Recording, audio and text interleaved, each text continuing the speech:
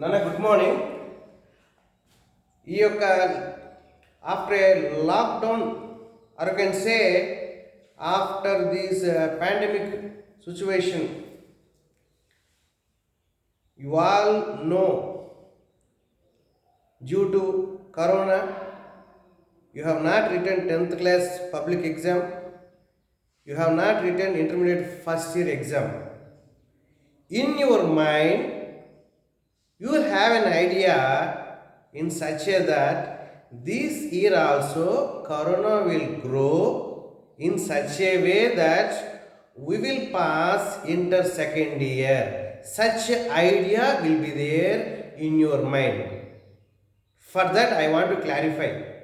The question is that this year government is trying to give vaccination to the children also.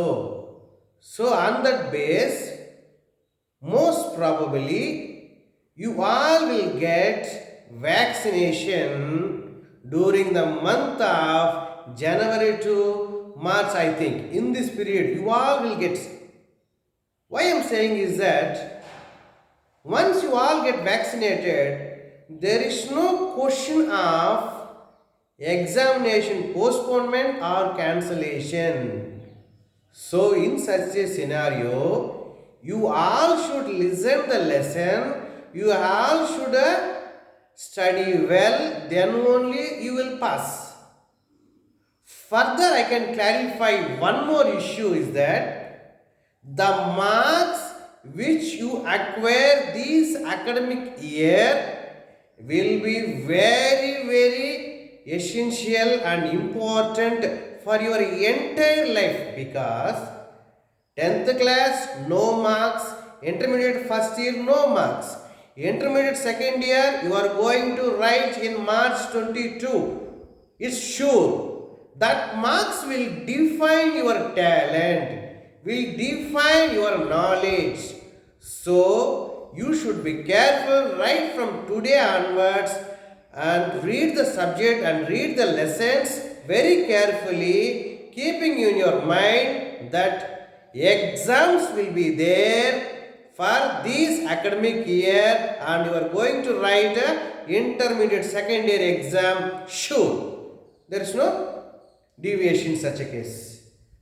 Next, today's concept, Honorable Commissioner of School Education sir has given few topics to the teachers to teach through online pattern. In such a situation, I got a topic peristalsis, which is in the page number 14. Page number 14, peristalsis. So peristalsis, what is this peristalsis? Is that it's a contraction and relaxation of smooth muscle present in the gut. Simply you can say it's a contraction and relaxation of gut, which is most essential for the food to entry and to passage and coming out. So this all together it's a primary process. Here you can say what is in peristalsis, two sub things are there. Number one, first deglutition. What is the meaning of deglutition? Deglutition is nothing but with the help of tongue and teeth, whatever you take food materials into your mouth will be thoroughly chewed and will be turned into a slimy round structure, that is bolus. That bolus from the buccal cavity is conveyed into the esophagus through pharynx, is called deglutition. You can say it's a swallowing which is under the control of medulla oblongata. So first, peristalsis is nothing but involves contraction and relaxation of smooth muscles which are present in the alimentary canal, you can say gut. In this process, first the food is whichever taken into the mouth is been thoroughly chewed, and it will be swallowed. This swallowing is nothing but in scientific terminology it is a deglutition. Second concept. Now the bolus, that can say the round ball-like structure of food which is present in the mouth will be moved to the pharynx, from there into the esophagus, from there it moves down to the stomach. So the passage of food materials in the gut will be like of a successive wave which we generally see in the seashore. Here what happens? In an alimentary canal, this is an alimentary canal which you think it is a long narrow tube. Here, whenever food enters in this part, the muscles which are present, that is smooth muscles, see, the esophagus, small intestine, large intestine, all together will contain smooth muscles which are of one longitudinal muscles, second circular muscles. These longitudinal circular muscles which are present in the alimentary canal, or you can say esophagus, will contract in a wave-like fashion. For example, here listen, here the food materials is there. So whenever food materials enters here, okay, the muscles which are present below this will contract. The muscle which is present below it contracts, so that the food will be forcibly pushed down. From there, the food will be again pushed to the down. This way the food will be moved in a wave-like fashion. That wave-like fashion is called peristalsis. Next, coming to that, these peristalsis will occur in the stomach also. Due to rapid peristalsis in the stomach, it causes mechanical digestion in the stomach. It causes a mechanical digestion in the stomach, isn't it? So, along with the peristalsis, along with the smooth muscles, some sphincters is also there. So here you can say, whenever sphincters functions, we can say whenever sphincters contract, whenever smooth muscles contract, there is a equal and opposite reaction. Whenever smooth muscles, that is which is present in esophagus or small intestine, whenever it contract, the sphincter muscles will relax, which allowing a passage for movement. Whenever peristalsis relax, okay, these will move the food passage like this. Now, this is about peristalsis. Peristalsis again, it induces mechanical digestion in case of stomach, and this you can say in stomach, or you can say intestine, or you can say in esophagus. Basically, the alimentary, the small intestine, you can say it contains 4 layers. That you have to understand. An intestine contains 4 layers. That is serosa, muscularis externa, submucosa, and mucosa. And one intestine, when observe the transverse section of intestine, you will find 4 types of layers. One is outermost thin layer, mesothelium. Second layer, that is musculus externa, which is having a outside longitudinal muscle, inside circular muscle, and one more layer is called submucosa and mucosa. Why I am trying to tell this topic here, right now is that the only thing, number one, you have to understand what are the layers present in case of stomach and intestine. In stomach, 4 layers are there. In 4 layers, first layer, that is serosa, second layer muscular, and third layer submucosa and mucosa.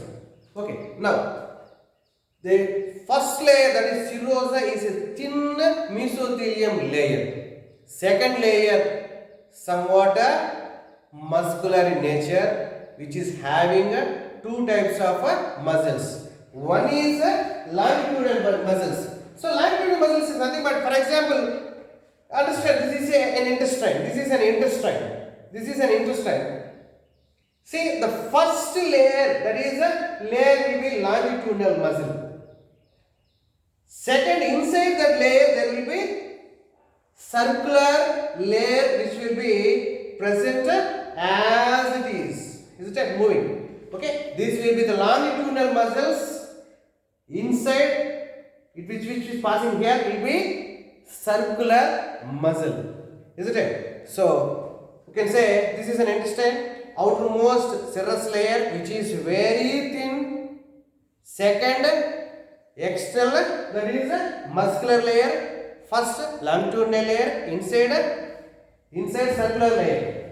Apart from that, in submucosa, that is in submucosa layer, you will observe blood vessels, nerves, lymph vessels. Whereas coming to the mucosa, here the mucosa is a thin layer which is folded in case of stomach, which is forming a rugae structure. The same submucous, the same mucosa layer which is folded in case of intestine will form villi. So the mucous layer, mucosa layer, which is the innermost layer of stomach, will form rugae, which is a folded structure. Whereas the mucosa, which is a folded, which form innermost layer, will form villi. This is clear. Now we will go for how this absorption takes place. How this absorption takes place. See, generally the end part of the digestion, will be absorption. Absorption takes place in 3 ways. First wave is passive, second facilitated method, third active transport method. Passive method means some of the glucose, galactose will be diffused from the intestine into the blood by a simple process called diffusion. Whereas facilitated method, in this method, sodium ions will act as a carrier ions, will transport these glucose into the bloodstream. Where all this is present? These are present in the intestine layers. That is mucosa and submucosal layers. It will be there. Next, coming to the last, active. See, active transport. That means food whichever digested, presented in the intestine, that is small intestine, will be entered into the bloodstream by using energy. Irrespective of, I can say, against concentration gradient.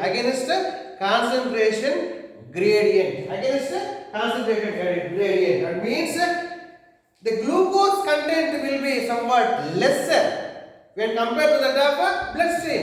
Even then, the glucose which is present in the lumen of the intestine will be uploaded to the that is the bloodstream. Now, these all together we can say transport. See, the transport of carbohydrates, proteins will be takes place in three methods. One is passive, one is active, one is a facilitate manner. Passive means without energy, by simple diffusion, the glucose or galactose will be transported from the lumen of the intestine into the bloodstream. One case. Second case, with utilization of energy, that type of process is called an active process, where energy will be utilized and the movement of glucose will be against the osmotic concentration gradient. Third, facilitated transport. Here, facilitated transport means sodium ions will act as a carrier in transporting glucose from the lumen into the bloodstream. Now we all discussed about the transport of proteins and carbohydrates from the lumen into the bloodstream. Second case. Now we will go for a next case, that is assimilation. Here assimilation is nothing but whatever the food is digested, it has to be entered into the tissues. Whatever the food materials are digested, it has to be entered into the cells or considered tissues. Now that process, see, substance which are absorbed will reach eventually the cells, that is within the cells protoplasm, for growth, for repair and other vital activities. The food materials which are digested will eventually enter into the protoplasm of the cells for the growth, repair and vital activities, that is assimilation. When coming to the defecation, it's nothing but here undigested, not useful, you can say waste products will be sent out. Generally, undigested food materials in our human body will be most case will be plant fiber material only. Will be plant fiber material only. That will be called as roughages. That will be called as roughages. Generally, in our large intestine, particularly the rectum, will store undigested waste materials which will be converted into fecus. When the fecus is filled with when the rectum is filled with fecus, there the neural mechanism initiates a function, that is urge of going for tools. That will be done by that sphincter, that is a neural reflex, which that is we can say it is a mass peristaltic force by which the fecus will be ejected outside through anus. When once the anus is filled with the fecal material, the neural mechanism will initiate where the food materials will be forced to outside by a mass peristalsis. Now we will come to the second concept, that is how these functions are going on there. Number one, gastrointestinal hormones. Gastrointestinal hormones means where by seeing a food item, by smelling a food item, by mere thought of food item, we will sometime get saliva in our mouth. Mere thought of food, smell of food, or seeing the food itself, we will get an idea of the particular food and will get a saliva will be produced in our mouth, which specifies that this entire process is coordinated between neural and hormonal actions. Now we will go for first gastrin. this gastrin is produced by the epithelial cells of stomach. Epithelial cells of stomach, which produce hydrochloric acid and pepsinogen. Next, so gastrin. Next we will go for a enterogastrone. Enterogastrone. This will be produced by the epithelial cells of duodenum, which inhibits hydrochloric acid secretion. Now, secretin, one more hormone, will stimulate pancreatic acinine. So, it stimulates the pancreas, particularly the part acinine cells, to produce water and bicarbonates. Second case, cholecystokinin. The cholecystokinin, these are present at the duodenum epithelial cells, will be stimulating pancreas to produce pancreatic enzymes and also gallbladder to release bile juice. Is it right? So the cholecystokinin enzyme hormone will stimulate pancreas to produce pancreatic enzymes, that is lipase, trypsin, amylase, and also gallbladder to release bile juice. Next, coming to that, what are the disorders of digestion? Before digestion, we can say one more small concept, that is 1 gram of protein, 1 gram of carbohydrates will give rise to 4 kilocalories of energy. On oxidation of 1 gram of protein or 1 gram of carbohydrate will produce 4 kilocalories of energy, whereas 1 gram of fat oxidation will produce 9 kilocalories of energy. Now we will come to the list of disorders of digestive system. Number 1, inflammation. Inflammation, we now and there we will observe this case where there will be inflammation case in our stomach, basically maybe due to bacteria or virus.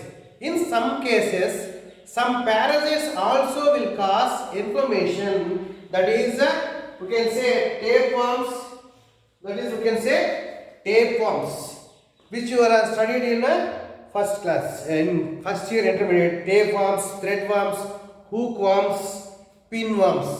Next, coming to the next case, jaundice. Jaundice can be also called as hepatitis. Jaundice can be called as hepatitis. So, in jaundice, what happens? The skin and the eye, which is having white part, will also turn into yellow color due to deposition of bile pigments in the blood. So, whenever the bile pigments, whenever bile pigments will be deposited more in the blood, which ultimately makes your skin yellow and also eye yellow initially. That is in a jaundice case. Next, vomiting case. So, vomiting case, generally we will get vomitings when in two situations. Number 1, when the food materials whichever we take is in toxic condition, or you can say contaminated, we will get a vomiting sensation. These are neural actions which are under the control of medulla oblongata. A sense of vomiting is a nausea, they will call us. You won't get vomitings, but you feel you are going to get vomiting. That sense of vomiting sensation is called nausea. Next, diarrhea. Diarrhea means, generally what is diarrhea is nothing but, generally as a human being we will go for our toilets, I can say tools, daily 1 hour, maximum 2 times. If the frequency of moving to the toilets more than that will be called as a diarrhea. This diarrhea will leads to dehydration, loss of liquids and electrolytes. Next condition, constipation. Constipation is entirely different, where you are supposed to go at least one a day. Will don't go for a tools, I could say toilets for 2-3 days. Then the condition is called a constipation. Maybe due to intake of water less condition. Intake of water is less condition, or if the intake of food is lacking adequate fiber material, plant fiber material, then also you will face constipation. Next, last case, indigestion. So indigestion generally will occur when you take excess of food materials, or if the food material contains spicy material, then you will get this type of indigestion. Is it right?